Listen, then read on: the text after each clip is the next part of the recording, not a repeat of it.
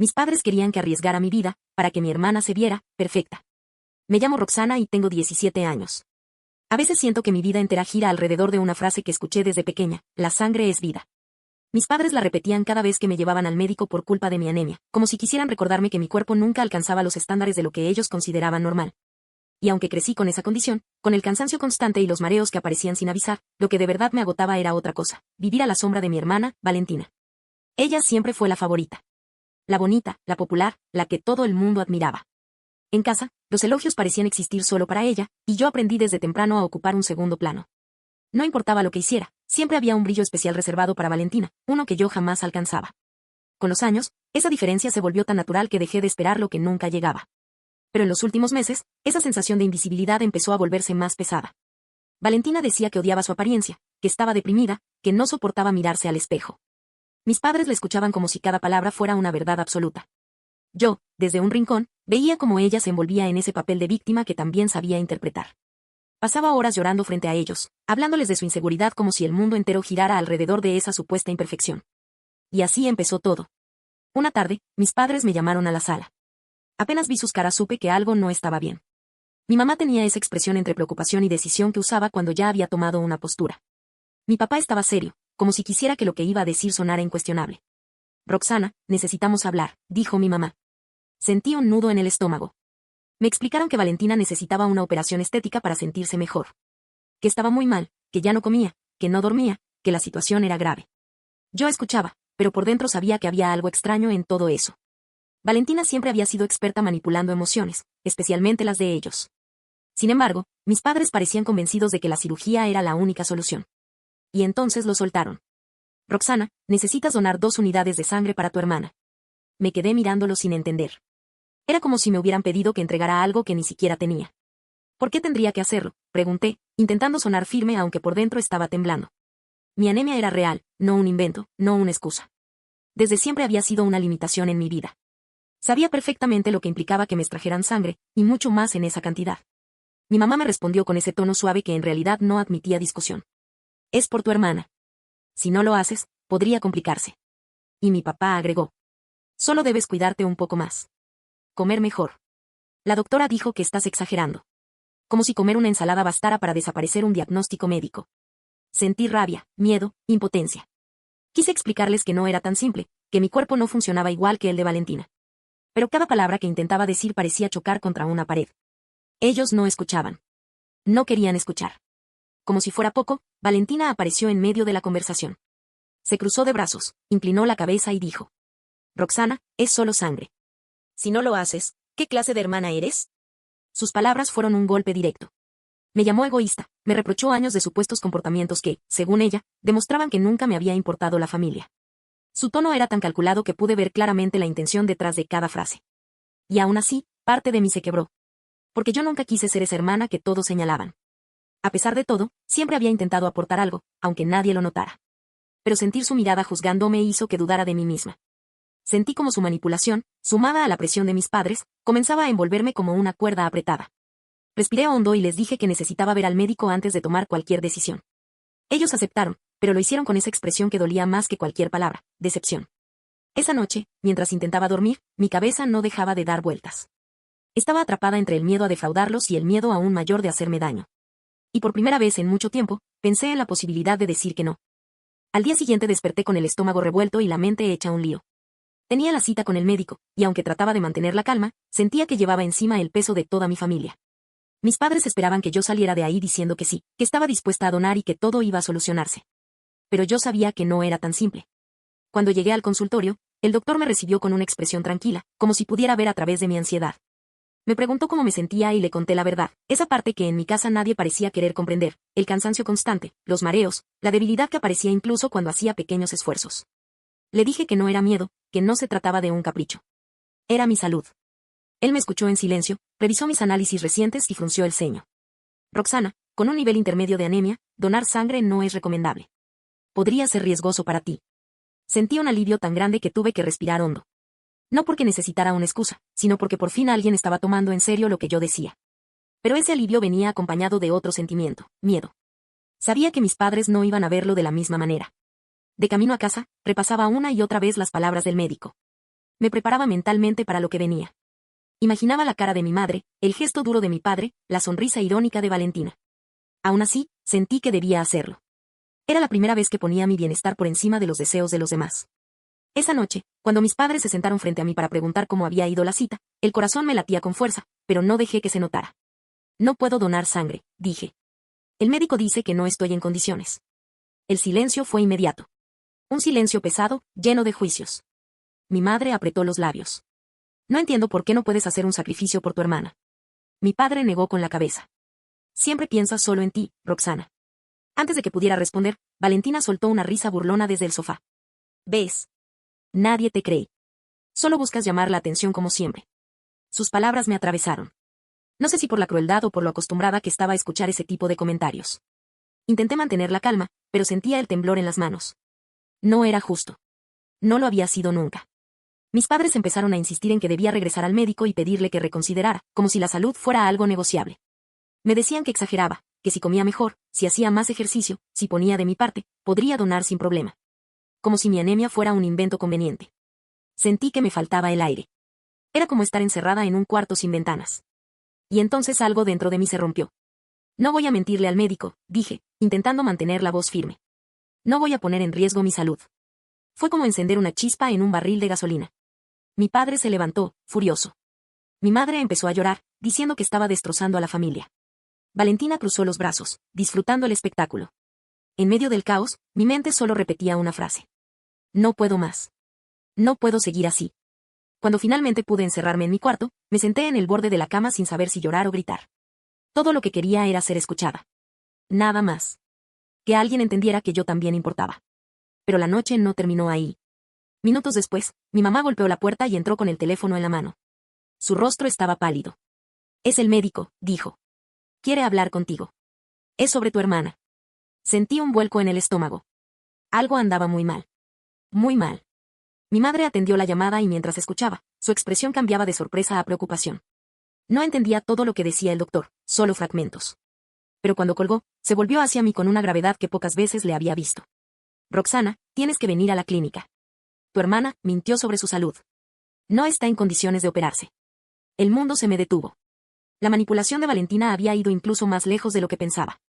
Sentí un frío recorrerme los brazos mientras mis padres se quedaban en silencio, procesando lo que acababan de descubrir.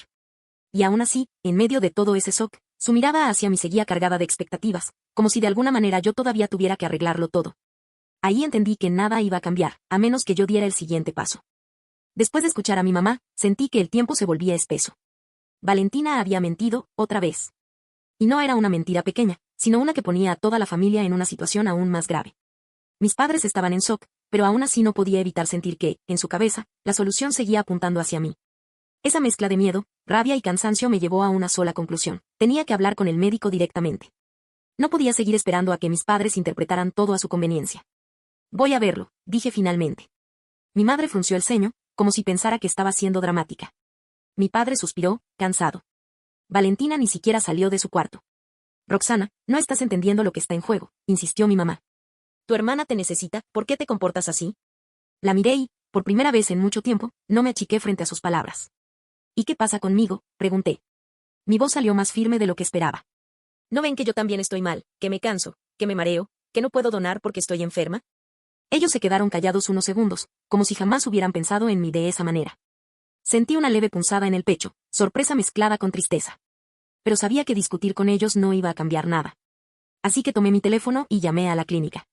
Conseguí una cita para esa misma tarde. Mis padres intentaron detenerme con excusas, pero esta vez no me movieron. Me armé de valor y salí de la casa con la sensación de que, si me quedaba, terminaría ahogándome. Cuando llegué a la clínica, el doctor me recibió con un gesto amable. Era la primera persona que, desde el inicio de todo esto, parecía realmente interesada en lo que yo sentía. Roxana, me alegra que hayas venido, dijo mientras entrábamos a su oficina. Le expliqué todo, la presión de mis padres, la manipulación de Valentina, mi miedo de donar sangre en mi estado. Cada palabra salía entrecortada, mezcla de cansancio y alivio. Él escuchó sin interrumpir.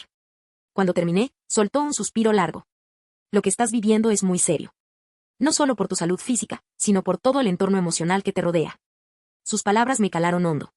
Me explicó que era importante que alguien me acompañara emocionalmente, alguien que entendiera las dinámicas familiares que podían afectar mi bienestar. Incluso me habló de un psicólogo especializado y se ofreció a ayudarme a contactar uno. Por primera vez en semanas, sentí que no estaba completamente sola. Al volver a casa, mis padres me estaban esperando. Sus rostros mostraban una mezcla de tensión, preocupación y algo de molestia. No sabía si era por la situación de Valentina o porque yo había tomado decisiones sin pedir permiso. ¿Fuiste al doctor otra vez?, preguntó mi madre. Sí, respondí. Y estoy buscando ayuda, porque toda esta situación me está afectando. Mi padre frunció el ceño. Estás exagerando, Roxana. Lo estás llevando demasiado lejos. ¿De verdad creen que todo esto no me afecta?, les dije, sintiendo que la voz me temblaba entre ira y dolor. He estado tratando de decirles lo que siento desde hace años, pero nunca me escuchan. Solo importa Valentina. Mi madre negó con la cabeza. No es verdad. Pero lo era, y los tres lo sabíamos. Valentina apareció en el marco de la puerta, con los brazos cruzados y esa expresión altanera que siempre usaba cuando se sentía protegida por ellos. Ya vas a empezar a hacer drama otra vez, dijo. Todo lo que pasa es culpa tuya. No pude evitar soltar una risa amarga. Era tan típico de ella. Estoy cansada, Valentina. No voy a donar sangre. Y no voy a seguir siendo parte de tus manipulaciones. Su rostro cambió al instante, como si no estuviera acostumbrada a que la enfrentaran. Mis padres se quedaron mudos. Sentí un extraño impulso de libertad. Pequeño, frágil, pero real. Esa noche, pensé mucho en lo que el médico había dicho. En la necesidad de buscar ayuda, de hablar con alguien fuera de mi familia. Y al día siguiente, tomé la decisión de empezar las sesiones con el psicólogo que él me recomendó. Las primeras semanas fueron duras. Abrir heridas siempre lo es. Pero poco a poco empecé a entender que todo lo que había vivido no era normal, que el favoritismo, la presión, la culpa constante, todo eso había sido una carga injusta para mí. También comencé a contárselo a mis amigos. Algunos ya sospechaban que algo pasaba en mi casa, pero escucharlos decirme que me apoyaban, que estaban ahí para mí, me dio más fuerza de la que imaginaba. Un día, en medio de una sesión, el psicólogo me sugirió algo que me dio miedo al principio, organizar una reunión con mis padres donde él pudiera intervenir. Una conversación guiada, un espacio donde ellos no pudieran desviar la culpa, ni minimizar lo que yo sentía. Acepté. Y cuando llegó el día, mis padres entraron a ese lugar con sus defensas levantadas, como si fueran a un juicio en su contra. Al principio no querían escuchar, pero poco a poco, con la intervención del terapeuta, las palabras empezaron a llegarles. Fue la primera vez en mucho tiempo que vi sus rostros realmente confundidos. Realmente enfrentados a la posibilidad de que habían estado equivocados. Y yo respiré. Como si por fin hubiera espacio para mí. Después de aquella reunión con el terapeuta, algo empezó a moverse dentro de mi casa. No era un cambio inmediato, ni mucho menos perfecto, pero por primera vez mis padres parecían realmente procesar lo que estaba pasando. Vi en sus miradas una mezcla de culpa, desconcierto y una especie de miedo silencioso por haberse dado cuenta demasiado tarde. En los días siguientes comenzaron a preguntarme cómo me sentía, algo que rara vez ocurría. A veces lo hacían con torpeza, como si no supieran qué decir o cómo acercarse a mí sin parecer falsos. Y aunque todavía había tensión, también había pequeños gestos que antes no existían. Mi madre me preparaba el desayuno sin recordarle. Mi padre me preguntaba cómo iba a la escuela. Detalles simples, pero que para mí eran casi desconocidos. Valentina, en cambio, reaccionó de la peor manera. Cada vez que pasaba por mi lado, me miraba como si yo hubiera arruinado su vida. Seguía intentando manipular la situación, diciendo que yo había puesto a mis padres en su contra, que la había humillado frente al médico, que exageraba todo para hacerme la víctima. Pero algo había cambiado en mí. Ya no caía tan fácilmente en sus juegos. Una tarde, después de que ella comenzara a provocarme diciendo que yo disfrutaba ver cómo se derrumbaban las cosas, exploté. No con gritos desesperados como antes, sino con una firmeza que jamás había tenido frente a ella. Ya no soy tu marioneta, le dije. No voy a seguir dejándome manipular. Si quieres seguir mintiendo y haciéndote daño, es tu decisión, pero no voy a cargar más con eso. Ella se quedó paralizada, como si no entendiera quién era la persona que le hablaba. Su rostro, por un segundo, mostró algo que nunca le había visto, miedo. Tal vez no por mí, sino por la idea de que ya no podía controlarme. A partir de ese momento, la distancia entre nosotras se volvió evidente. Ya no buscaba pelear todo el tiempo, quizás porque se dio cuenta de que yo no iba a reaccionar igual.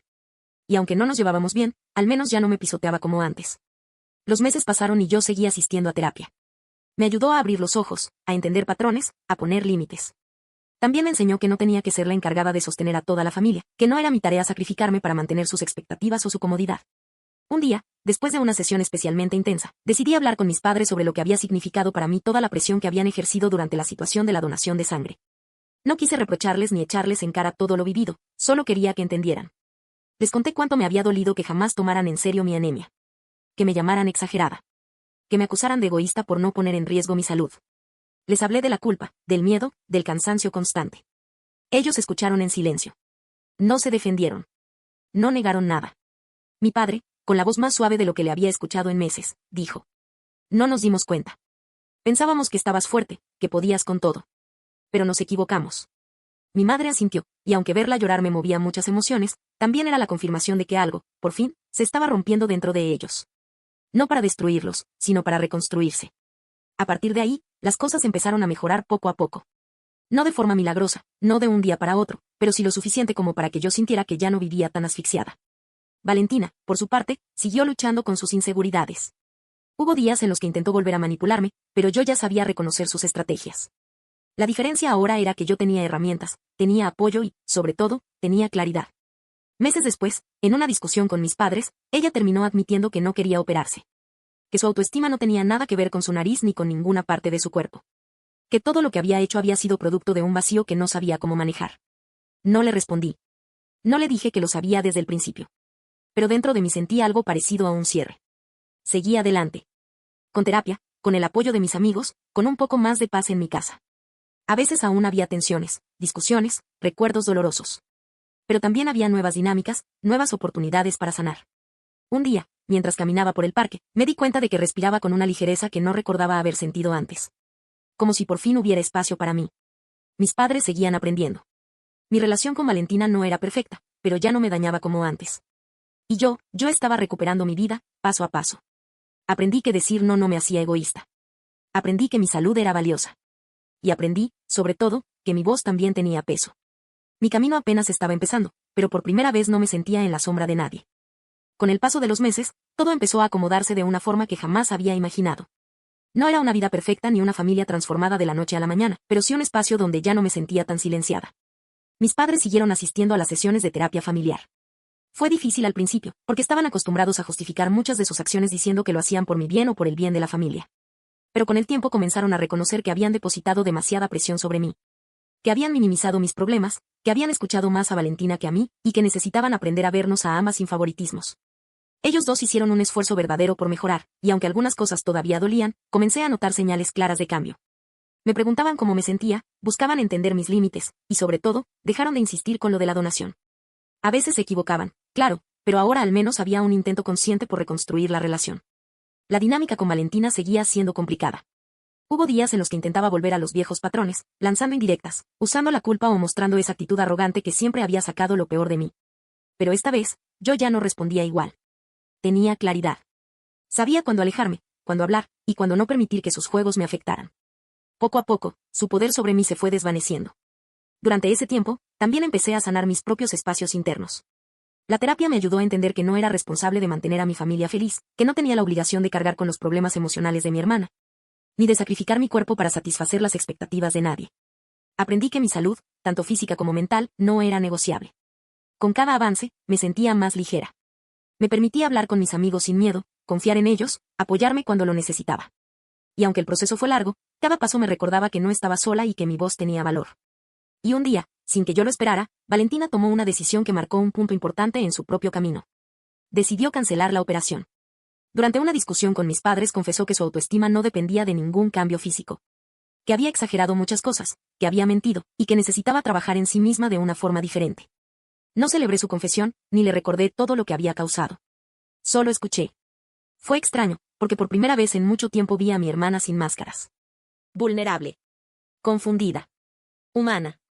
Aún así, eso no borraba todo lo que había vivido, pero sí abría una pequeña puerta a algo diferente.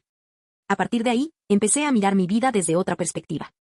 Comencé a sentirme más fuerte, más capaz de tomar decisiones por mi propio bienestar.